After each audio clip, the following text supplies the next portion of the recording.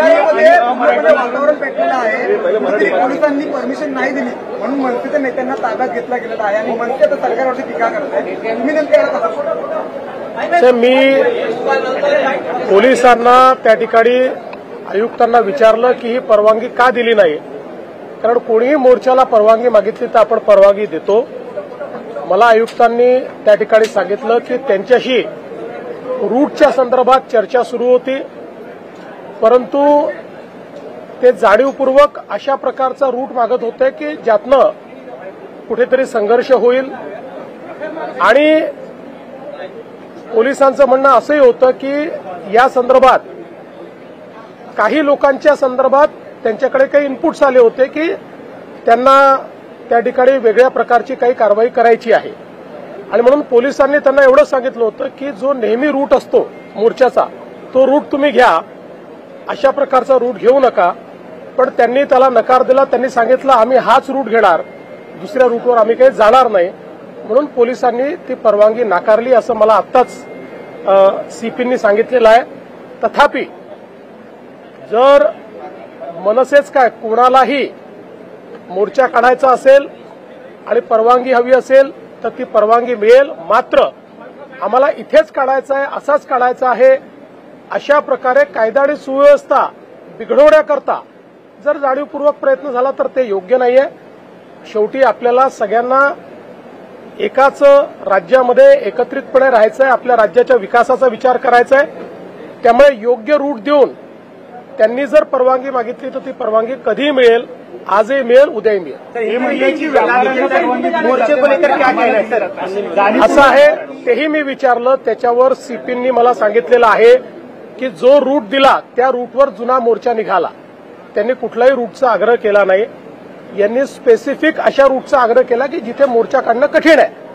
त्यांना काल रात्री मग त्यांनी अशी मागणी केली की आम्हाला सभा घ्यायची आहे, त्याची परवानगी त्यांना दिली की ठीक आहे तुम्ही सभा घ्या. पण त्यांना स्पेसिफिक अशा ठिकाणीच तो मोर्चा न्यायचा होता की ज्यातनं काही अडचणी निर्माण झाल्या असत्या, कायदा सुव्यवस्थेचे विषय निर्माण झाले असते. आता इतके वर्ष आपण सगळेच मोर्चे काढतोय. मोर्चे काढत असताना आपण पोलिसांची चर्चा करून रूट ठरवत असतो. आता ज्यावेळेस 5 तारखेचा मोर्चा या दोन संघटनांनी काढायचा ठरवला होता तर मुंबईत त्यांच्याशी चर्चा होऊन रूट ठरला होता की कुठला रूट असणार आहे. त्यामुळे मला असं वाटतं की मोर्चा काढायला कोणालाही ना नाहीये, पण एखाद्या मोर्चाने जर कायदा सुव्यवस्थेत काही गडबड होणार असेल किंवा अशा मार्गाने तो जाणार असेल की ज्याच्यावर नेणं कठीण आहे, पोलिसांना कायदा सुव्यवस्था ठेवणं कठीण आहे किंवा ट्रॅफिक कंट्रोल करणं कठीण आहे. आता तो रेल्वे स्टेशनवर गेल्यानंतर रेल्वे स्टेशनवर आपल्याला माहिती आहे मीरा भाईंदरचं रेल्वे स्टेशनची काय परिस्थिती असते. त्यामुळे पोलिसांनी सातत्याने त्यांना विनंती केली की तुम्ही हा रूट बदला, पण ते बदलायला तयार नव्हते. क्या वजह रही कि मोर्चे को इजाजत नहीं दी गई? देखिए, महाराष्ट्र में किसी भी मोर्चे को इजाजत है. ये लोकतांत्रिक राज्य है. कोई भी मोर्चा निकालना चाहे तो परमिशन लेकर निकाल सकता है. लेकिन जब कोई परमिशन लेता है तो उसका रूट किस प्रकार से होना चाहिए. अगर रूट में कई ट्रैफिक के प्रॉब्लम्स है, अगर रूट में कोई ऐसी जगह है कि जहां पर स्टैम्पिड जैसी अवस्था हो सकती है, कुछ ऐसी चीजें होगी तो पुलिस रूट चेंज करने को कहती है. तो मैंने जब पुलिस कमिश्नर से पूछा तो पुलिस कमिश्नर ने मुझे कहा कि हमने उनको रूट चेंज करने के लिए कहा था, लेकिन वो एडमेंट थे कि हमको ये रूट लेना है, इसलिए पुलिस ने उसको नकारा है. हिंसा की कोशिश देखा जा रहा है क्या? हिंसा की मीरा रोड जो है जो राजनीति की नई प्रयोगशाला के तौर पर देखा जा रहा है क्या? देखिए, मुझे ऐसा लगता है कि मैं महाराष्ट्र के मिजाज को जानता हूं. महाराष्ट्र का मिजाज ऐसा है कि इस प्रकार के प्रयोग यहां चलेंगे नहीं. जो मराठी आदमी है वो बड़े दिल का है, क्योंकि भारत पर जब आक्रमण हुआ तो मराठी आदमी ने केवल महाराष्ट्र का विचार नहीं किया, पूरे भारत का विचार किया. इसलिए मराठी आदमी कभी छोटा सोच नहीं सकता, कभी संकुचित सोच नहीं सकता. इसलिए कोई प्रयोग करने की कोशिश भी करे तो नहीं हो पाएगा.